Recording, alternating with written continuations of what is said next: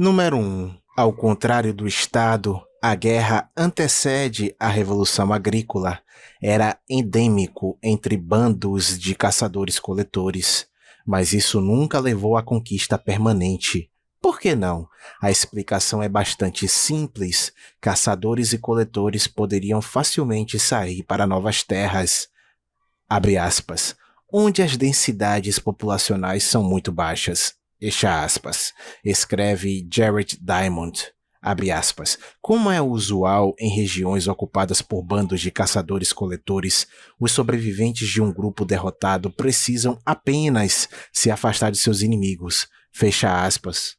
Esta opção deixa de ser viável apenas com as maiores concentrações de população suportadas pela produção de alimentos. Abre aspas. Sem dúvida, se os cobradores de impostos e aluguéis pressionassem muito aqueles que trabalhavam nos campos.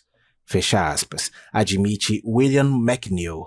A opção de fuga permanecia, mas, na prática, essa era uma alternativa custosa. De fato, era raro que um fazendeiro em fuga pudesse esperar encontrar um novo lugar onde pudesse cultivar alimento na próxima temporada, começando com terra nova.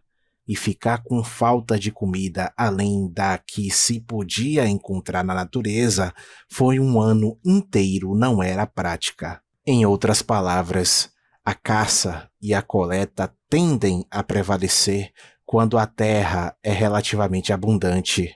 No entanto, essa maneira e essa mesma abundância condenava a caça e a coleta a um dilema matusiano.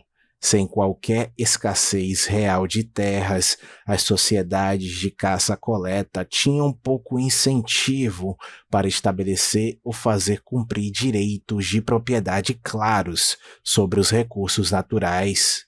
A população, portanto, se expandiu, sujeitando essa forma mais básica de produção a retornos marginais decrescentes.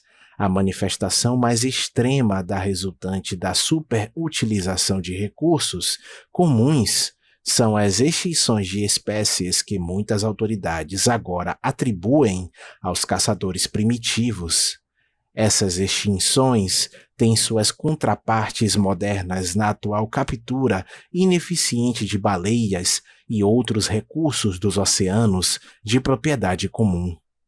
Se os humanos foram os principais agentes no desaparecimento dos mamutes lanudos e de cerca de 200 outras espécies de grandes mamíferos no final do Pleistoceno, ainda é um debate. Mas a falta de direitos de propriedade executáveis sobre a terra indiscutivelmente criou um problema oportunista ou de externalidade negativa entre bandos concorrentes de caçadores e coletores que fez com que seu número aumentasse continuamente. Em algum ponto, o crescimento da população levou a retornos da caça e da coleta tão baixos que a agricultura e a pecuária se tornaram mais produtivas. Essa mudança na produtividade relativa forneceu incentivos para as inovações necessárias no cultivo de plantas e na domesticação animal. Assim, o aumento da densidade populacional tornou-se tanto a causa mais importante quanto uma das consequências mais importantes da Revolução Agrícola. Bandos migratórios de caçadores e coletores dispersos foram suplantados por populações maiores e relativamente sedentárias de fazendeiros e pastores. Os direitos de propriedade da terra surgiram agora, à medida que a disseminação da agricultura tornou esse recurso cada vez mais escasso.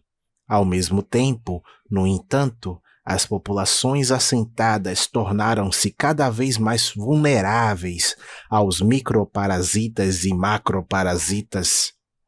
Os macroparasitas podiam assumir a forma de invasores saqueadores que simplesmente saqueavam suas vítimas e talvez as exterminassem. Mas, abre aspas, a adaptação entre hospedeiro e o parasita sempre tende a uma acomodação mútua, fecha aspas, como coloca McNeill. Os macroparasitas mais bem-sucedidos foram os guerreiros e governantes que se depararam em algum tipo de equilíbrio de longo tempo com seus súditos, entre aspas, coagidos. Eles extraíam recursos suficientes por meio de tributos e impostos para poder repelir grupos concorrentes de macroparasitas, mas não tanto ao ponto de matar sua própria população hospedeira. Eles, em suma, geralmente operavam dentro do intervalo do ápice da curva de Laffer, após aqueles governantes que apreendiam riqueza em quantidades muito grandes ou muito pequenas, muitas vezes sofreram derrotas militares nas mãos de outros governantes. Desse modo, bandos igualitários evoluíram primeiro para tribos, depois para chefias e, finalmente, para estados hierárquicos. O problema do oportunista, há muito apresentado pelos economistas como uma justificativa normativa para o Estado, é na realidade uma explicação positiva para o surgimento e persistência do Estado. Todos os primeiros governos sobre os quais temos muito conhecimento tinham classes dominantes relativamente pequenas, dependentes de transferências de riqueza de uma população súdita muito maior. Por que os súditos mais numerosos nunca se levantaram e derrubaram seus mestres? O oportunismo é a chave. A atividade revolucionária é sempre extremamente arriscada, mas quase todos os sujeitos se beneficiariam de uma revolução bem-sucedida, independentemente de terem participado dela ou não. Isso continuou sendo um enorme obstáculo para organizar as massas. Em contraste, classes dominantes pequenas e concentradas enfrentaram menos problemas de oportunismo na realização de suas conquistas. Portanto, a história do Estado ao longo dos milênios, desde a Revolução Agrícola até o presente, tornou-se uma ladainha sempre sombria e às vezes horrível de interesses especiais, coagindo triunfantemente grupos maiores. Os números não são totalmente irrelevantes, no entanto, todas as outras coisas iguais. Exércitos maiores têm uma vantagem sobre os menores. À medida que os governos continuaram a sagrada tradição humana de travar a guerra, eles acharam útil motivar seus súditos a lutar por eles. Isso ajudou a criar a tão citada aliança entre Estado e religião, entre trono e altar, entre Átila e o feiticeiro. Todos os estados promovem alguma ideologia, seja religiosa ou secular, que legitima seu governo. A legitimação torna os súditos do Estado mais dóceis em geral, mas em particular fornece mais disposição de bucha para a guerra. Citando Diamond novamente, isso, abre citação, dá às pessoas um motivo, além do interesse natural, para sacrificar suas vidas em nome de outros, ao custo de alguns membros da sociedade que morrem em batalha como soldados. Toda a sociedade se torna muito mais eficaz na conquista de outras sociedades ou na resistência a ataques. Fecha a citação. Os governos de populações maiores, consequentemente, poderiam derrotar mais facilmente seus rivais. Ainda hoje, é bastante óbvio quem ganharia uma guerra entre Alemanha e Luxemburgo, entre China e Hong Kong ou entre Estados Unidos e Granada. Lembre-se, além disso, que o Estado deve suas origens ao crescimento populacional da Revolução Agrícola. Quando os governos antigos invadiram os bandos remanescentes de caçadores-coletores, a diferença populacional foi severa. Junte isso ao impacto devastador das doenças microparasitárias geradas e disseminadas por sociedades agrícolas mais densas em povos que não foram expostos por tempo suficiente para desenvolver alguma imunidade natural, e a diferença populacional se tornou ainda mais esmagadora. Fossem os indígenas San, bosquimanos da África do Sul, sendo levados para as terras marginais do deserto de Kalahari pelos criadores de gado bantu, ou os aborígenes australianos sendo dizimados pelas armas e doenças dos invasores europeus. Sociedades sem estado de caçadores-coletores foram, por essa razão, sempre deslocados. Número 2. A população, obviamente, não é o único fator que influencia os resultados militares. Uma leitura casual da guerra intermitente que caracterizou a longa história dos governos nos ajuda a identificar vários outros. A riqueza e tecnologia são pelo menos tão importantes, com sociedades mais ricas ou tecnologicamente mais avançadas, desfrutando de uma clara vantagem.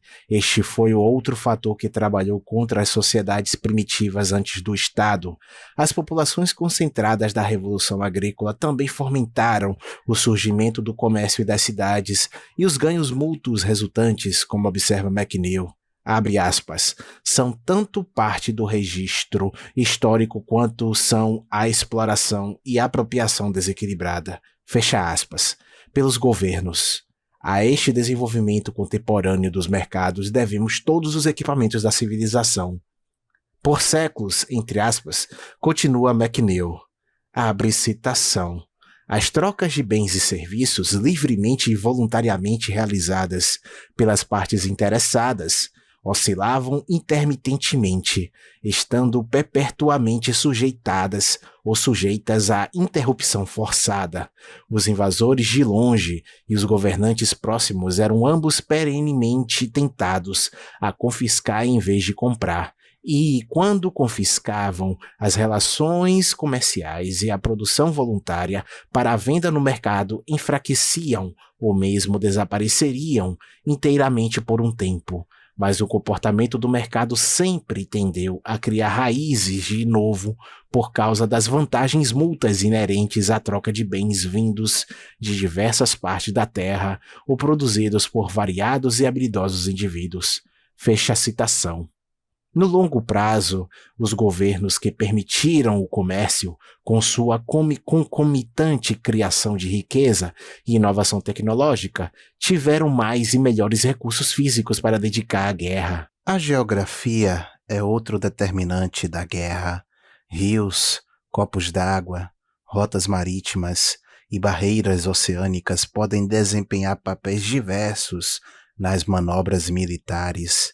Alguns países são dotados de terrenos mais facilmente defensáveis por causa de montanhas, florestas, desertos, ambientes com doenças ou outros obstáculos naturais. A unidade geográfica da China, unida por 2 longos sistemas fluviais navegáveis, parcialmente cercados por altas montanhas e com um litoral bastante uniforme, favoreceu tanto sua unidade política por grande parte do tempo desde 221 a.C., quanto sua vulnerabilidade às invasões bárbaras de nômades montados em cavalos. Isso contrasta fortemente com a Europa, dividida por um litoral irregular, cadeias de montanhas e obstruções de água que a deixaram politicamente, linguística e etnicamente fragmentada até hoje.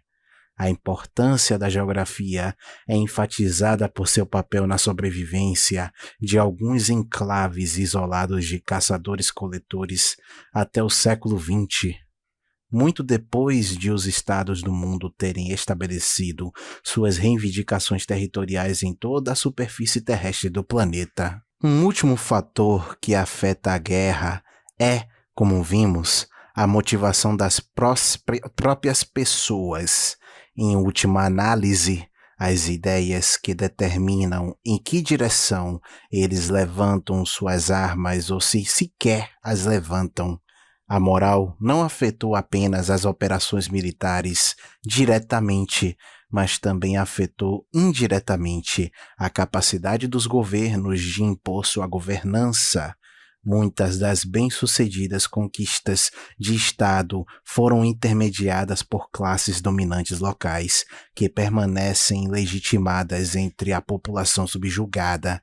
Isso é bem exemplificado nos casos do domínio britânico sobre a Índia da conquista espanhola do México.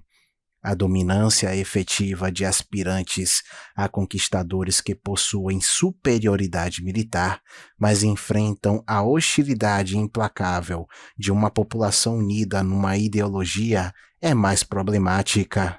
O domínio inglês sobre a Irlanda foi, devido a esse fator, sempre tênue e pode-se encontrar exemplos semelhantes nos dias modernos. Esta é outra vantagem às vezes possuída por caçadores-coletores e agricultores primitivos em suas lutas com sociedades mais centralizadas.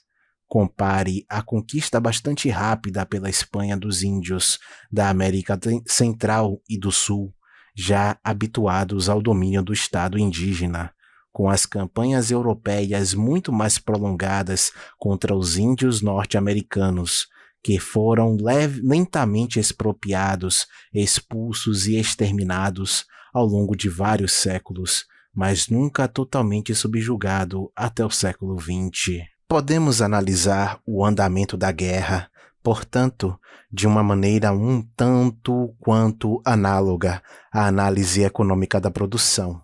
As mesmas três categorias de fatores produtivos: trabalho, recursos humanos, terra, recursos naturais e bens de capital, riqueza e tecnologia, servem como insumos para qualquer empreendimento militar, com o trabalho aplicado tendo tanto uma dimensão quantitativa quanto uma qualitativa do capital humano. O combatente que consegue mobilizar uma contribuição maior de qualquer um desses fatores, ceteris paribus, tem uma vantagem militar, embora haja inúmeras situações em que os governos decidirão que, na realidade, a alocação desses recursos para a guerra não vale o ganho potencial em território e receita. Seria bom se pudéssemos expandir essa análise em uma teoria totalmente articulada que nos permitisse prever o tamanho e a forma dos estados. Infelizmente, não estamos nem perto desse conhecimento, mas mesmo assim podemos detectar algumas relações cruciais.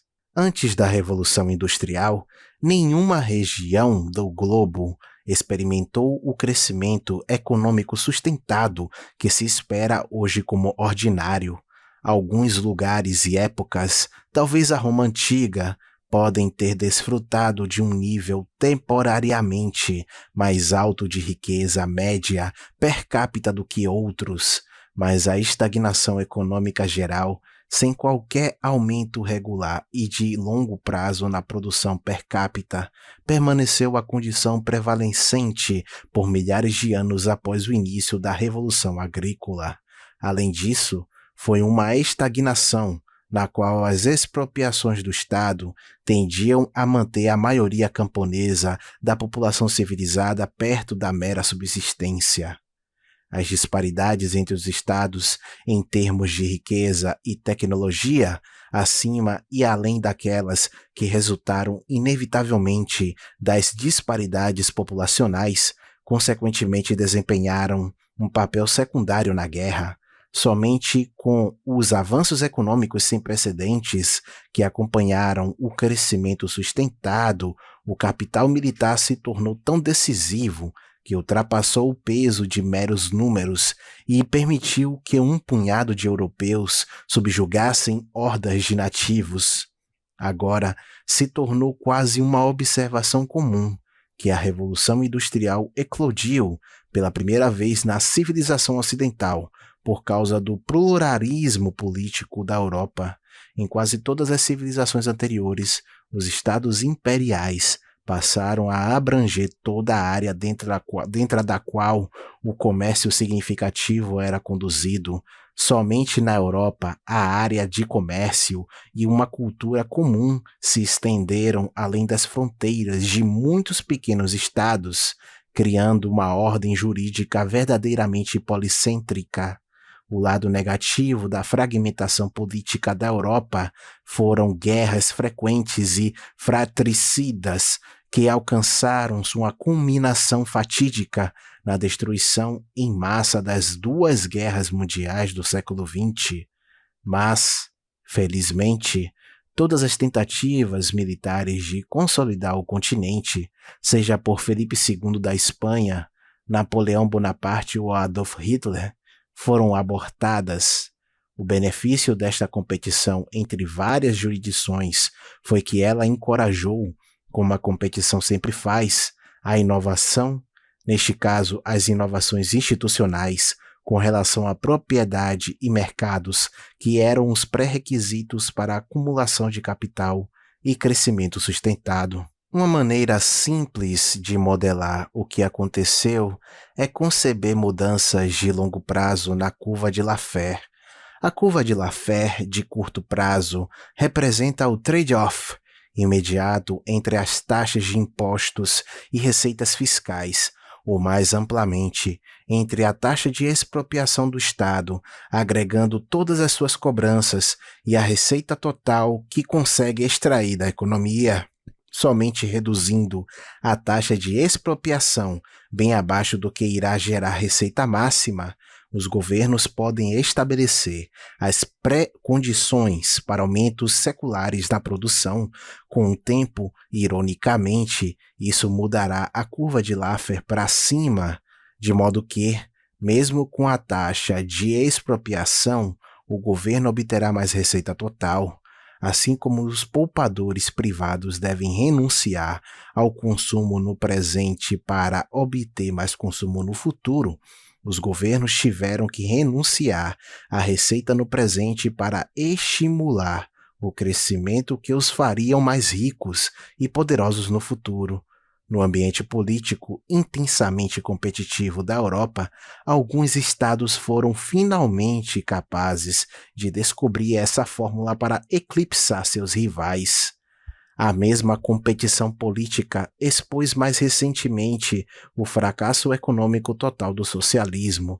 Sem a comparação dramática com o Ocidente mais próspero, as economias coletivistas da União Soviética e da China poderiam ter sobrevivido politicamente por eras, apesar do inevitável aumento da miséria das massas e do retrocesso para a estagnação do mundo antigo. Mas a competição entre os estados não pode por si só explicar a Revolução Industrial ou o colapso do socialismo. Também deve haver algum mecanismo que gere variação nas políticas governamentais, em primeiro lugar, e isso nos traz de volta ao reino das ideias, cultura e legitimação. O que estou sugerindo é um processo de seleção natural entre os estados, semelhante à seleção natural entre os organismos vivos. Enquanto as mutações genéticas causam as mudanças e adaptações que impulsionam a evolução das espécies vivas, o agente causal decisivo para os governos é a ideologia. Número 3. Ludwig von Mises foi o primeiro a explicar e prever o colapso do socialismo, mas isso foi apenas uma parte de sua defesa abrangente e utilitarista do laissez-faire. A outra parte foi a crítica de Mises ao que ele chamou de intervencionismo, o que os textos de economia costumavam se referir como a economia mista e o que ficou conhecido historicamente na Europa como social-democracia.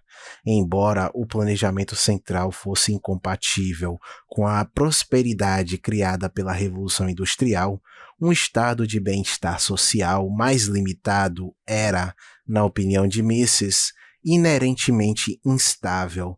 Cada medida governamental específica causaria tal ruptura social que iria ou trazer mais intervenções ou forçar sua revogação.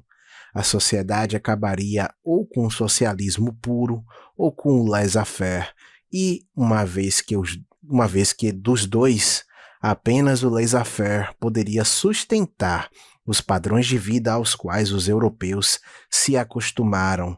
A escolha era óbvia. Os eventos provaram que Mises estava absolutamente certo sobre o planejamento central, mas errado sobre o intervencionismo.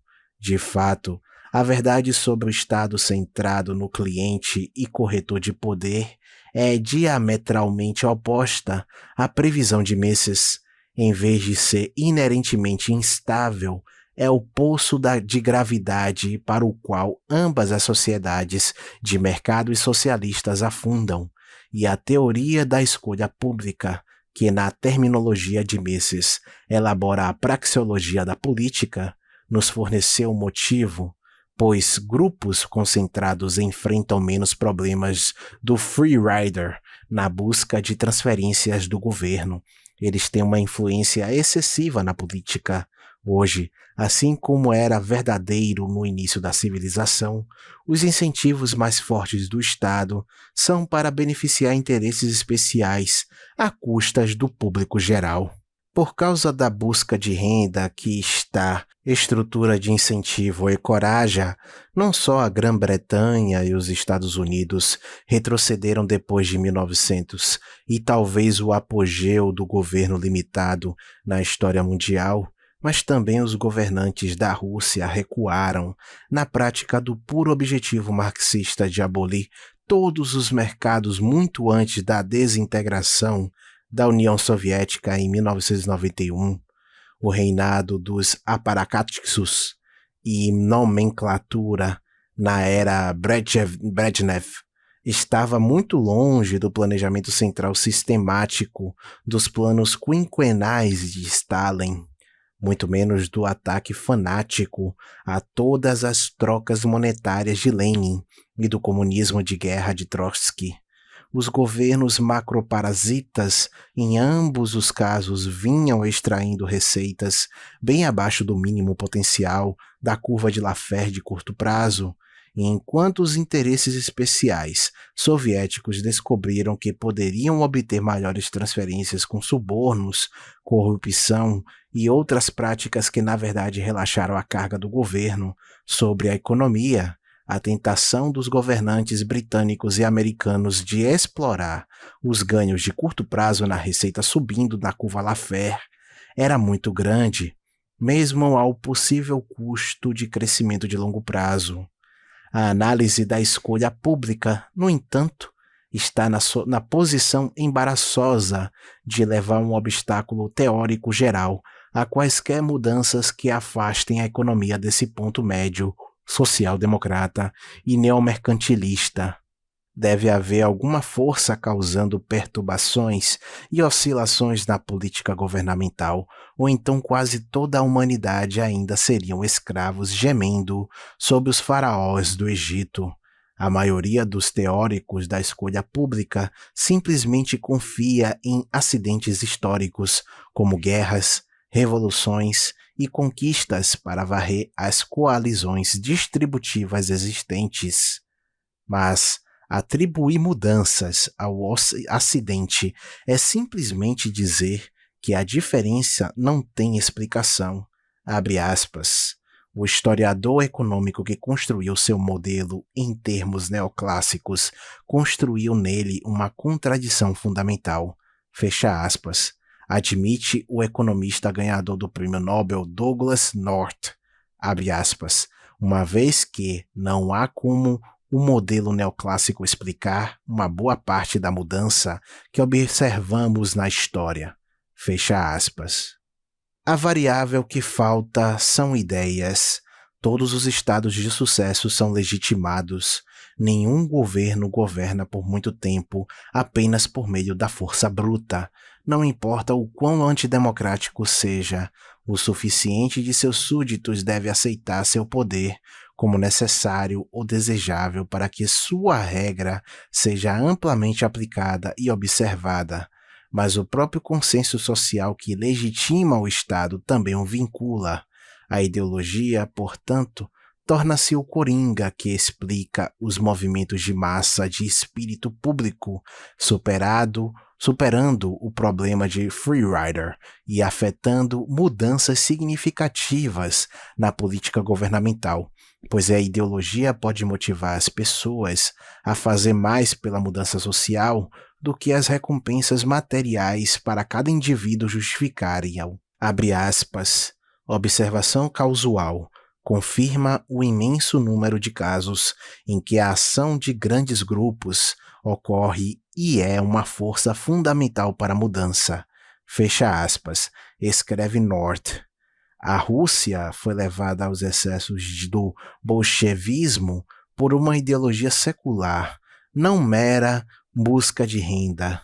No outro extremo do espectro, o liberalismo clássico teve de gerar um semelhante altruísmo ideológico potente que superou os decentivos do free rider para reverter a autoridade coercitiva em muitas nações ocidentais. Sabemos ainda menos sobre o que faz com que as ideias tenham sucesso do que sobre o que determina o tamanho e a forma das jurisdições governamentais. O famoso zoólogo Richard Dawkins ofereceu a proposição intrigante de que as ideias têm semelhanças impressionantes com os genes. Muitos aparentes paradoxos na evolução biológica desapareceram quando os biólogos reconheceram que o processo foi impulsionado pelo sucesso com o qual genes egoístas, entre aspas, em vez de indivíduos ou espécies, podiam se replicar. Dawkins sugeriu que o termo memes, entre aspas, fosse aplicado a ideias cuja capacidade de replicar em outras mentes da mesma forma determina a sua propagação. Não importa o quão útil este paralelo entre a evolução cultural e genética possa, em última instância, provar, pelo menos nos ajuda a desiludir-nos da ilusão que a validade de uma ideia é o único ou principal fator de seu sucesso. Aqueles que duvidam que as falsas ideias possam ser tremendamente influentes precisam apenas olhar para o sucesso mundial de tantas religiões mutuamente excludentes. Não é simplesmente que elas não possam ser todas verdadeiras simultaneamente. Se uma é verdadeira, então muitas das outras não são simplesmente falsas, mas terrivelmente falsas. Ou, para pegar um exemplo ainda mais próximo de nosso tópico, observe a tremenda popularidade de ideias inválidas que legitimam o Estado entre aqueles que o Estado explora. Outras coisas sendo iguais, a verdade de uma ideia pode dar-lhe alguma vantagem, mas outras coisas raramente são iguais. O único consolo que podemos obter é que uma teoria baseada em memes implica que a difusão de ideias é similarmente independente do governo. O Estado, por exemplo, parece não ter desempenhado algum papel no nascimento e crescimento inicial do cristianismo, e os esforços draconianos que muitos governos dedicam à supressão da dissidência testemunham a ameaça representada por esse tipo de desenvolvimento ideológico autônomo. Ideias bem-sucedidas, portanto, podem induzir alterações no tamanho, escopo e intromissão do governo. O avanço constante da civilização apresenta uma sucessão dessas superações do obstáculo do free rider, mas a duração de quaisquer alterações, por sua vez, dependeu de outros fatores, especialmente da intensidade da competição entre os estados. No longo prazo, apenas as mudanças na política que ajudaram a sobrevivência da sociedade eram prováveis de perdurar. Mesmo assim, o altruísmo ideológico e a busca de renda permaneceram em constante tensão. As dinâmicas do free rider sempre tendiam a desencadear um processo de decadência, enfraquecendo os tendões ideológicos de uma sociedade e destruindo seu sistema imunológico ideológico. A teoria da escolha pública, portanto, enfatiza a famosa máxima, abre aspas, o preço da liberdade é a vigilância eterna, fecha aspas. Número 4. Para a maioria das reformas propostas, as questões de política podem e devem ser separadas das questões estratégicas. Se a revogação das leis de salário mínimo teriam consequências econômicas desejáveis, por exemplo, é diferente da questão de se a revogação das leis de salário mínimo é politicamente alcançável, mas, ao considerar os serviços de proteção, essa dicotomia se desfaz.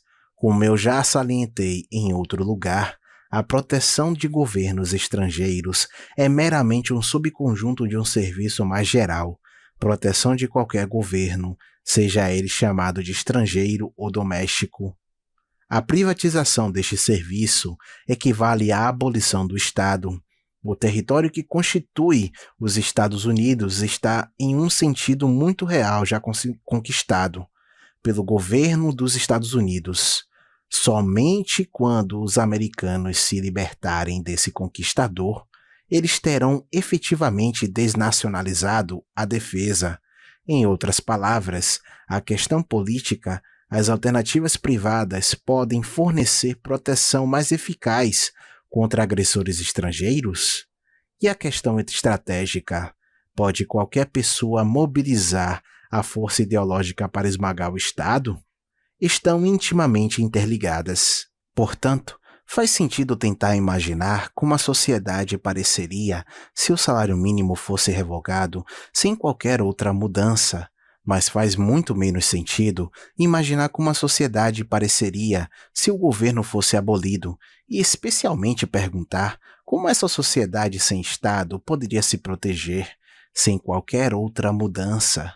Pelo próprio ato de derrubar o governo doméstico, seja pacificamente ou pela força, os ex-súditos terão forjado ferramentas poderosas para se protegerem de governos estrangeiros, o mesmo consenso social, as mesmas instituições e os mesmos imperativos ideológicos que lhe deram a libertação de seu próprio Estado estariam automaticamente em vigor para defender contra quaisquer outros Estados que tentassem preencher o vácuo.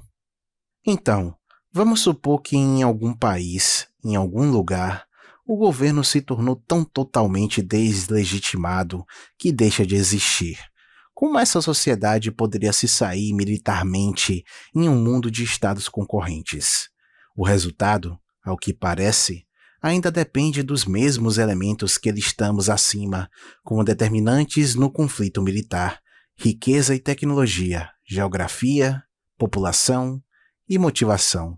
No que diz respeito à riqueza e à tecnologia, uma sociedade moderna sem Estado aproveitaria uma grande vantagem.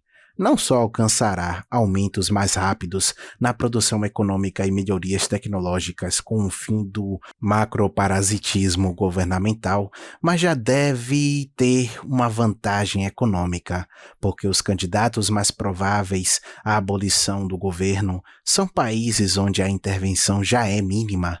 Os efeitos combinados de uma taxa de crescimento mais alta apenas irão aprimorar essa potencial superioridade em capital militar ao longo do tempo, de modo que uma futura sociedade livre possa ter tão pouco a temer militarmente de estados rivais quanto os Estados Unidos atualmente temem em casos de economias fracas como México, Índia ou até Indonésia. Assim, o que era uma das maiores fraquezas das comunidades de caçadores-coletores se tornará uma das maiores forças das comunidades anarcocapitalistas. Os dons geográficos, em contraste, são basicamente uma questão do acaso e poderiam favorecer qualquer lado. A população segue um padrão similarmente imprevisível. Uma pequena população anarcocapitalista será mais vulnerável do que uma grande. Isso é apenas um reflexo do triste fato da realidade de que, do quanto o governo é afetado pelo que meus vizinhos acreditam e eu enfrento. Até mesmo me armar com armas nucleares privadas não é uma maneira estrategicamente sábia de me proteger de impostos, contando que a maioria dos meus conterrâneos pense que impostos são justos e necessários. Mas, ao contrário de bando de caçadores e coletores, uma futura sociedade livre, pelo menos, não inevitavelmente sofrerá de uma disparidade populacional em relação a seus vizinhos estatais. Não precisa essa disparidade ser permanente, se é que existe desde o início, uma vez que o quarto determinante militar, a motivação, é colocado em jogo. Um povo que fabricasse com sucesso a solidariedade ideológica necessária para derrubar seus governantes domésticos seria extremamente difícil de conquistar, como já observamos. Não representando nenhuma ameaça de conquista, eles podem atrair as simpatias dos súditos de um governante estrangeiro melhor do que qualquer outro oponente que tais governantes possam enfrentar. Os aspirantes a conquistadores poderiam encontrar sua própria legitimação seriamente comprometida. Assim como a Revolução Americana desencadeou faíscas que ajudaram a inflamar conflagrações revolucionárias em muitos outros países, uma economia vibrante, livre de todos os governos, despertará tanta admiração e emulação que certamente tenderá a se expandir. Em suma, uma futura sociedade sem Estado tem as melhores perspectivas de trabalhar a dinâmica ideológica, tanto interna quanto externamente, em seu benefício. Para mudar para os termos Dawkins, a anarquia é um meme que, se tomasse conta em um local, tem realmente o potencial de se espalhar como um incêndio. Mas não podemos deixar o fator ideológico com uma nota totalmente otimista. O problema de alcançar uma sociedade livre é semelhante ao problema de manter uma, mas não absolutamente idêntico. O fervor ideológico aumentou e diminuiu ao longo da história. Não posso oferecer nenhuma garantia de que, após várias gerações de liberdade e abundância, uma comunidade sem Estado nunca sofrerá o mesmo tipo de decadência que afligiu tantas instituições políticas no passado. O altruísmo ideológico é um motivo difícil de continuar queimando forte, mesmo por uma única vida. David Friedman argumentou de forma persuasiva que a anarquia nos levará para, abre aspas, o lado certo da armadilha do bem público, fecha aspas. Em outras palavras, uma vez que o governo acabar, a estrutura de incentivos subjacente é alterada. As pessoas agora ganham individualmente mais com o apoio às boas leis, entre aspas, que produzem benefícios sociais líquidos, uma vez de leis ruins, entre aspas, que fornecem transferências ao custo da perda do peso morto. Mas o argumento de Friedman pode implicitamente exigir um consenso social resoluto que evite qualquer reintrodução da tributação. Tal consenso pode afastar todos os potenciais conquistadores, estrangeiros e domésticos, para sempre? Número 5. Vamos resumir. O Estado triunfou no passado distante sobre bandos sem estados de caçadores-coletores por causa da interação favorável de dois fatores principais.